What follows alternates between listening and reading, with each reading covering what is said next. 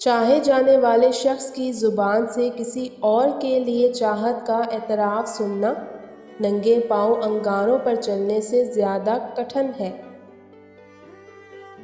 ایسی محبت نہ کرو جیسی کھجور کرتی ہے۔ دھوپ لگتی ہے تو کھجور کا سایہ نہیں ہوتا، اور اگر بھوک لگی ہو تو کھجوریں بہت اونچی لگی ہوتی ہیں۔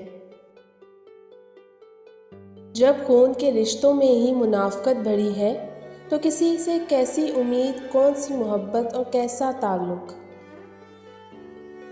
زندگی ان رنگوں سی ہے، ایک رنگ خوشی کی صورت لیے اور دوسرا غموں کو اپنے آپ میں سمیٹے گزرتا چلا جاتا ہے۔ کون سا رنگ کتنے دن رہے گا، کچھ پتہ نہیں۔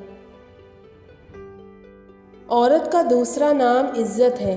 عورت کی عزت کرو، چاہے وہ گھر میں بیٹھی محرم ہو یا گھر سے باہر نامحرم۔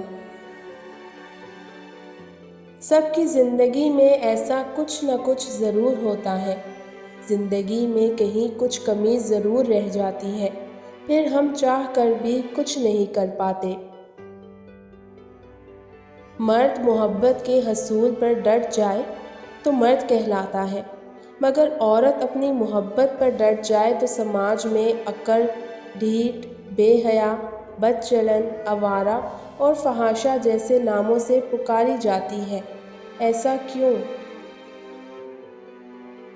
زخمی کرنے والا لفظ ایسا ہی ہے جیسے ناخن میں لکڑی ٹھونک دی جائے، اور اس پر معذرت ایسے ہی ہے جیسے وہ لکڑی پھر واپس کھینچی جائے۔